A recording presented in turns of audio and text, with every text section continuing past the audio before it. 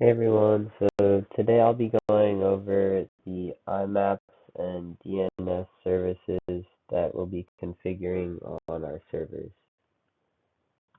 First off, we have the IMAPS protocol, which is an email accessing protocol that's configured on servers, which allows users to properly retrieve and manage the handling of messages which are received and stored on email servers.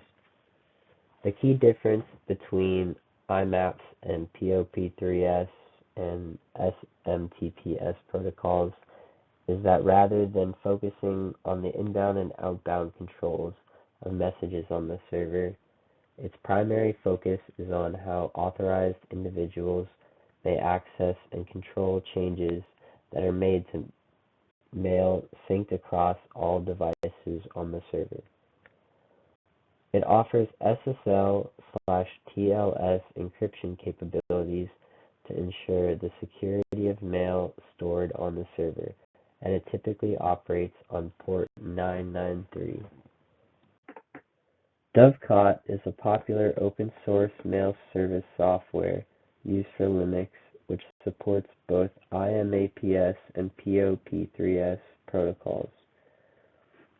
It is used to streamline the management of mail accessed on a server and secure its contents.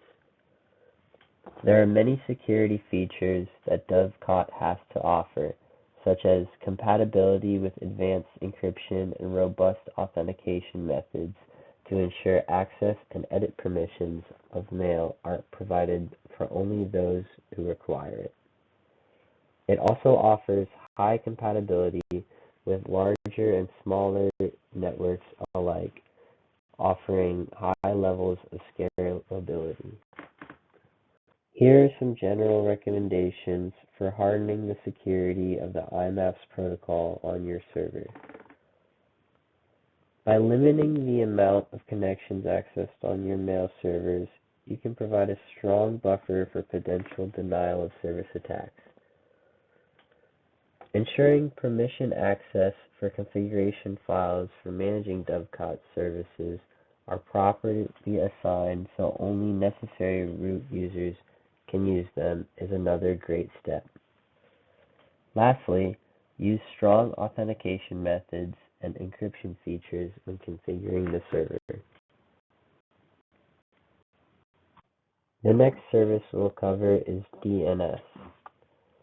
DNS servers are used to allow users on a network to access websites by translating domain names, which are prompted by the user, into IP addresses that allow the server to establish a connection.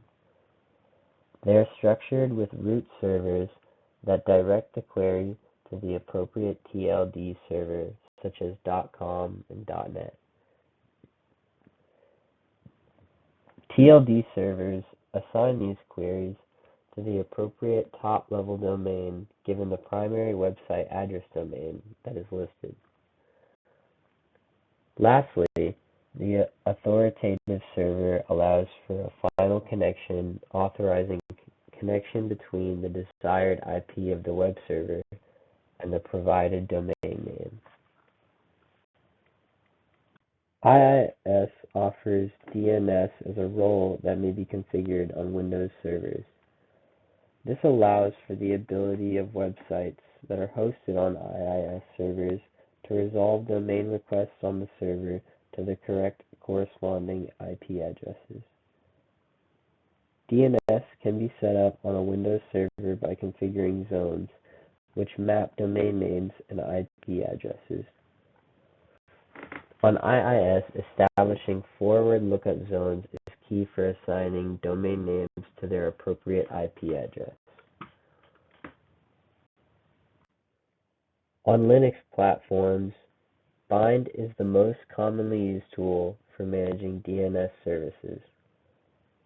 It offers many of the same features as IIS on Windows, such as establishing DNS zones, resolving internal and external connections, and storing DNS activity records. However, like many Linux services, Bind provides a higher degree of customizability making it better suited for larger scale networks, and is an open source software allowing for frequent updates and patches. Here are some security hardening recommendations for the DNS service.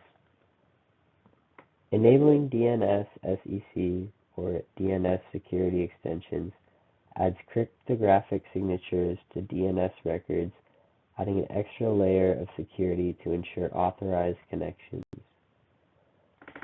Next, logging and monitoring for DNS queries should be configured to detect abnormal connections.